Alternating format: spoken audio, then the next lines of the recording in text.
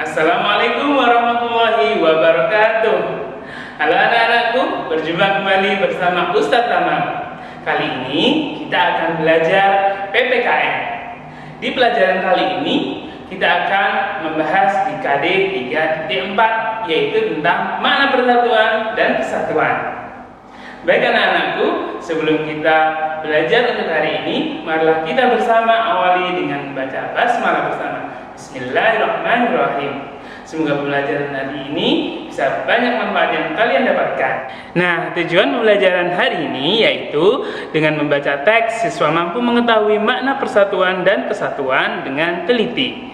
Juga dengan mengasosiasi, siswa dapat menerapkan makna persatuan dan kesatuan dalam kehidupan sehari-hari.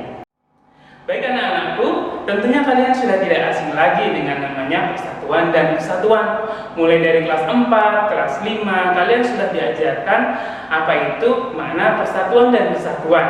Nah, Ustadz punya beberapa gambar untuk kalian lihat. Ini adalah contoh persatuan dan kesatuan. Tetapi apakah ini merupakan persatuan dan kesatuan yang positif atau persatuan dan kesatuan yang tidak bisa diterapkan? Yang pertama, ini adalah gambar kerja bakti. Kerja bakti apakah termasuk persatuan dan kesatuan? Ya, karena kerja bakti merupakan perkumpulan dari orang-orang yang bekerja bersama-sama. Tapi apakah itu termasuk positif? Tentunya kalian sudah paham. Baik, gambar yang kedua.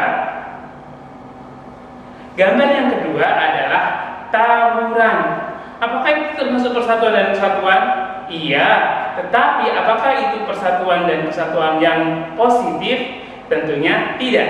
Ya, baik, kita akan lihat gambar yang ketiga. Gambar yang ketiga adalah menolong dalam korban bencana.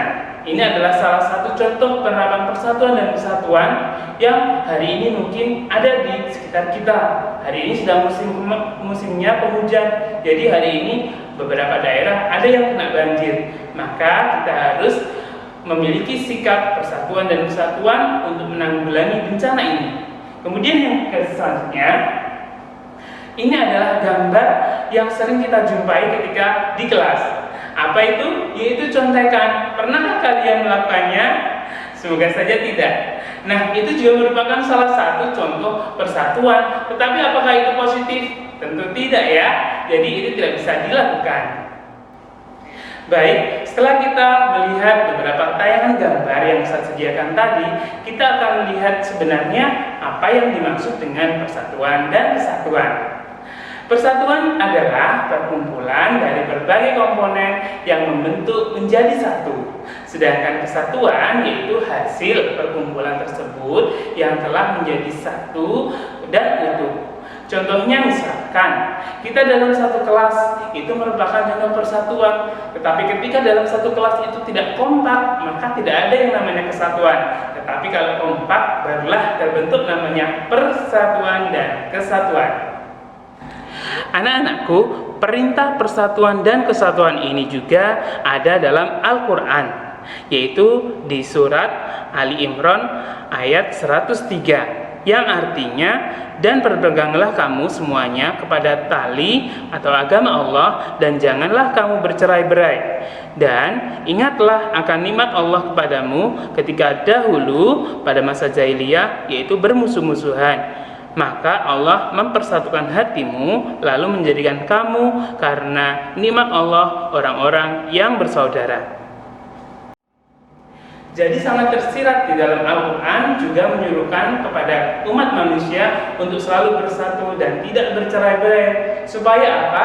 Agar manusia di bumi, kita semuanya bisa bersatu memajukan bumi ini bersama.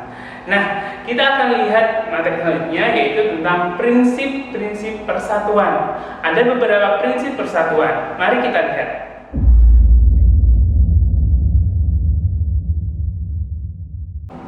Nah, salah satu prinsip dari persatuan yang pertama tadi ada Bhinneka Tunggal Ika. tentunya kalian sudah tidak asing lagi dengan Bhinneka Tunggal Ika. Apa makna Bhinneka Tunggal Ika? Makna Bhinneka Tunggal Ika adalah walaupun berbeda-beda tetapi tetap satu jua. Seperti Indonesia, beragam suku, beragam budaya tetapi tetap satu Indonesia.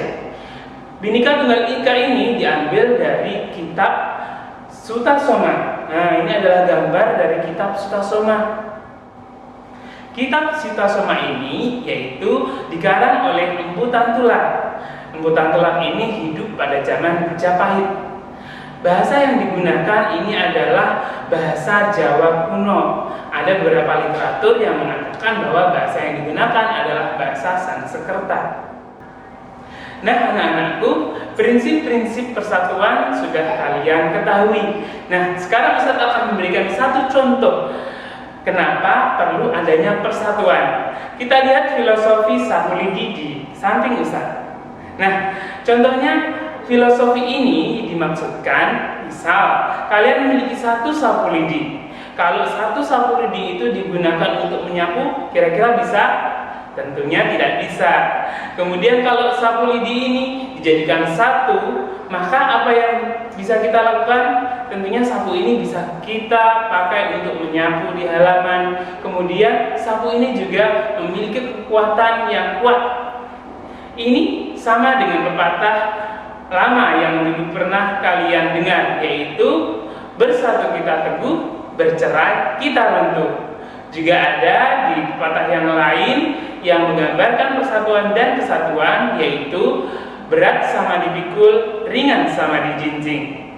Kalian harus bisa menerapkan ini di kehidupan sehari-hari. Nah, anak-anakku kelas 6 yang hebat. Nah, sekarang kita akan melihat upaya meningkatkan persatuan dan kesatuan dalam masyarakat. Apa saja upaya yang bisa kita lakukan? Yang pertama yaitu mengedepankan musyawarah. Dalam mengambil keputusan, kita harus mengedepankan musyawarah daripada mengedepankan individu. Yang selanjutnya yaitu menghindari perilaku yang dapat menimbulkan perpecahan antar sesama. Upaya meningkatkan persatuan dan kesatuan yang selanjutnya yaitu mengutamakan kepentingan bersama di atas kepentingan pribadi, kepentingan kelompok, atau kepentingan golongan. Kemudian selanjutnya adalah kita harus hidup rukun. Kemudian yang terakhir yang bisa kita lakukan untuk meningkatkan persatuan dan kesatuan yaitu menghormati kebebasan beribadah tentunya. Nah, dari upaya yang saya jelaskan tadi, kita akan melihat satu contoh peristiwa yang berkaitan dengan upaya meningkatkan persatuan dan kesatuan di masyarakat. Ada di sini adalah tradisi ngobeng. Apa itu tradisi ngobeng? Yaitu tradisi makan bersama yang dilakukan oleh masyarakat Palembang di Sumatera Selatan. Kita lihat ya, ada gambar. Tradisi ini masyarakatnya makan bersama-sama yang biasanya dilakukan ketika syukuran atau saat pernikahan. Kita lihat di sini masyarakatnya berbaris, kemudian makan bersama-sama. Selanjutnya kita akan lihat makna penting yang terkandung dalam persatuan dan kesatuan. Apa saja? Yang pertama adalah selalu menjalin rasa kepercayaan. Kemudian yang kedua yaitu selalu menjalin rasa kekeluargaan dan persahabatan. Dan yang terakhir yaitu saling menghargai satu sama lain. Ini merupakan makna penting dari persatuan dan kesatuan. Dari makna yang kita pelajari tadi, maka kita bisa melihat manfaat dari persatuan dan kesatuan. Apa saja? Yaitu kerukunan tetap terjaga, kemudian terjalin keharmonisan, kemudian kebudayaan tetap lestari, dan yang selanjutnya yaitu kesejahteraan masyarakat tercapai. Ini merupakan manfaat jika kita menerapkan persatuan dan kesatuan di masyarakat. Nah, anak-anakku, itu tadi adalah materi kita hari ini. Kita harus menerapkan persatuan dan kesatuan agar negara kita yang tercinta ini bisa maju, ya. Dan juga terapkan persatuan dan kesatuan dimanapun kalian berada, baik itu di rumah, di sekolah, maupun di masyarakat. Jika persatuan dan kesatuan itu kita lakukan dengan baik, maka yang terjadi adalah kehidupan bisa rukun dan damai. Nah, anak-anakku, sebelum kita mengakhiri pertemuan hari ini, Ustadz ada sedikit kata-kata dari Bung Hatta, yaitu jatuh bangunnya negara sangat tergantung dari bangsa itu sendiri. Makin pudar persatuan dan kepedulian, Indonesia hanyalah sekedar nama dan gambar seuntai pulau di peta. Ungkapan Muhammad Hatta. Terima kasih untuk pertemuan hari ini. Kita akhiri dengan baca hamdalah. Alhamdulillahirabbil alamin. Ustaz akhiri. Wassalamualaikum warahmatullahi wabarakatuh.